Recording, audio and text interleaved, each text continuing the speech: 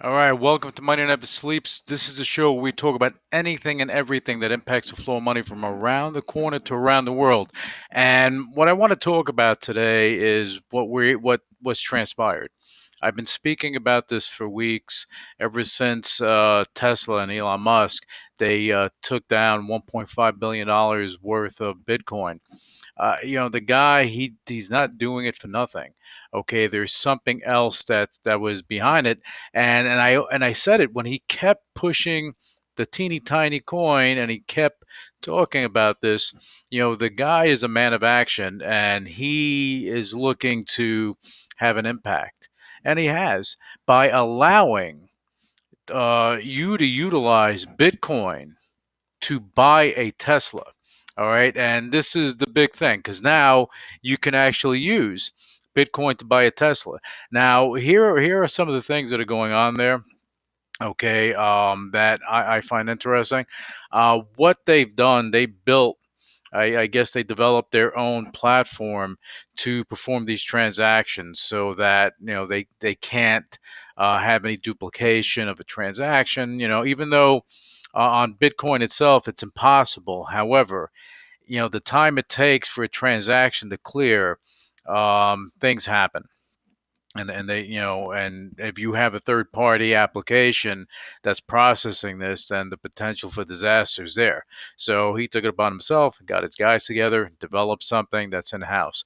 Now here goes the thing about it. As you see the rise of the NTFs, I mean the NFTs, not NTFs, the NFTs. Basically, these non-fungible tokens, they're out there and they're representing everything from any type of digital asset, from trading cards to artwork and so on and so forth. Everybody's getting into the game, and the thing is that people really, I don't think they understand the deal with the NFTs. Okay, and I don't think that. I think it's right now you have a little bubble that's going on, and it's about to burst because buying a piece of digital art is fantastic. However, what other rights do you have? And the legality of it is going to come into play. What rights do you have if you have a piece of art, a digital piece of art from someone? What rights do you have? Do you own it solely? No one else can reproduce it or do anything about it, or do anything with it? Is that the case? And if it is the case, then you have value there. If you just have that digital piece to say you had the first, it's bragging rights and nothing further than that. So unless you have prints of things, that's a different story. But anyway, I'm getting off track.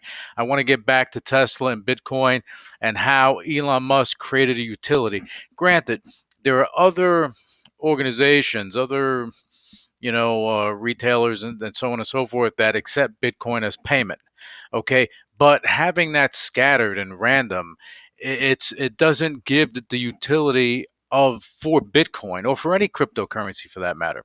Okay, having an organization that accepts a cryptocurrency across its entire system is big. It creates utility. This is what Elon Musk has done with Tesla. He created the utility. Now you have something that is just a little bit different. Okay, now how is that going to work out? I don't know his internal workings. I'm assuming that he may even come out with something internally for themselves to perform these transactions. As far as a digital asset, which would make sense to keep everything flowing nicely on his end. And what he did state is that the Bitcoin that is being utilized for these transactions are not going to be uh, converted into fiat currency. Okay, so it's so they're looking to hold that in house. Okay, now how the investors are going to feel about that, I don't know. But if people start utilizing it for that purpose, then then I think it opens up another door for a lot of different things. It's a new world. The digital realm is here to stay. It's not going anywhere. You're going to have like bubbles with these non-fungible tokens. The reality of it is that that, and I'm gonna have to do a whole show on this because some things don't make sense to me. And there was a digital home that was purchased for what, about a $500,000 recently. Okay, now people said that's crazy. What can you do with it? But up, and so on and so forth. The reality is, when you have something like that, the creator of that, okay, when they sold it to that buyer, the buyer owns it. Period. Dan, they own that digital house. They can put it wherever they want to put it. Okay, so there's some value to that individual for that. It's not like the creator can go and take that and duplicate that house. That's a one-off original, and that's it.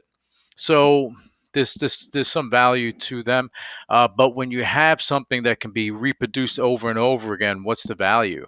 Like a piece of art. If you have prints and they're there, yeah, you can have an NFT, and you can have a limited number, which you can make it a collectible, and that's great. But if you have a piece of digital art that goes out there, and you're selling the digital art as a one-off, okay, as an original digital piece of art, and if that buyer who's going to buy it doesn't can't do anything with it other than hold it to have bragging rights, then there's something fundamentally wrong there. They should have the rights to reprint it and do a number of things so they can monetize that asset. It's not. It's again. I'm going to do a whole show on this because I think I need to, and I'd like to bring on some people to speak about it. But look, Bitcoin and what Elon Musk has done is very interesting. It changes the field a little bit. Okay, and people should take notice. I said this a month ago. I said it when he first did it. People are not paying attention.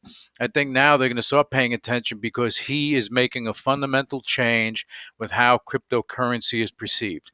And if you have a cryptocurrency that's being utilized for something, it has a utility, not utilized in one store or two stores, but utilized within a company like Tesla.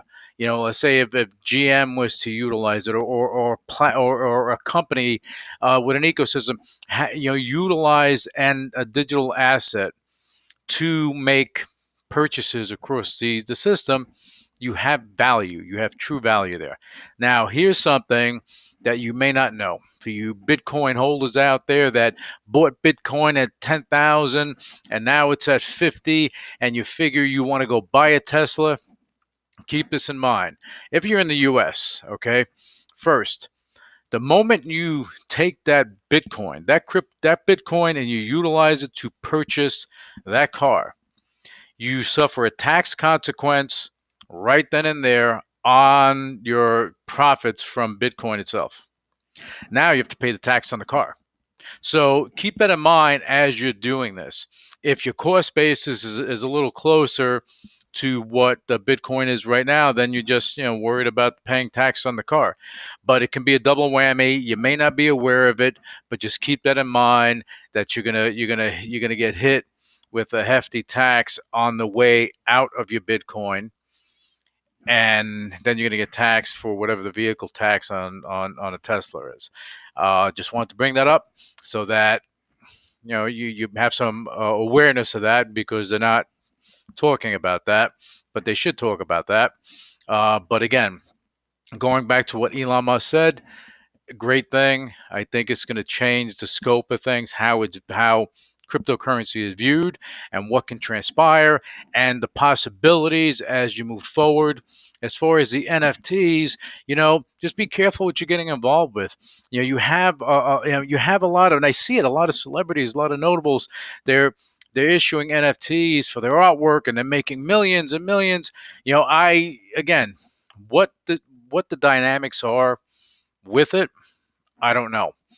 If the buyer has rights with that art, if they have rights there and they're able to monetize it in some way, or it can't be monetized at all by anyone else but them. They may not want to monetize it, but the bottom line is, if they're buying it, that's like buying a car, kit and caboodle. Okay, if you buy a car, you don't want someone else to come and say, "Hey, you know what? You bought the car, but you can't drive it. You bought the car, but you can't park it there. It's yours. You bought it. You own it. So you can do anything you want with it. That's what it should be." So we'll see how all this maps out. But I do want to do a show on this anyway. I think that's about it for this edition of Money Never Sleeps. And I want to thank you guys for tuning in. I know this was a little quick thing, and I was just focused on what Elon Musk did with Tesla and what's happening there. But I think it's important because there's a fundamental change that's going on, and you have to pay attention. You have to pay attention. You're going to have cryptocurrencies that are going to be rising up because they have utility. And that's the thing. When I was talking about Ripple and the Ripple effect. The reality is that XRP, how it began is what they should be looking at. But if they're questioning the utility, they can't.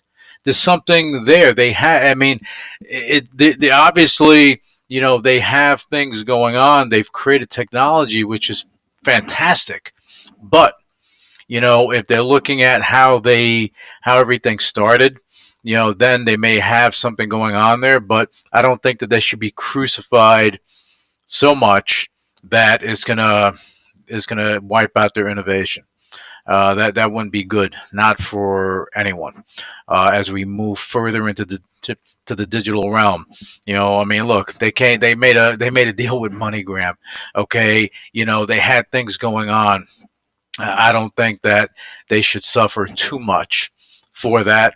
Okay, maybe a big fine, but kind of having them hit a brick wall, not a good thing. I think that the powers that be should really think about that. You don't want to kill innovation. Anyway, that's about it for this edition of Money Never Sleeps. Thank you for tuning in, and we'll be back with you for the next show.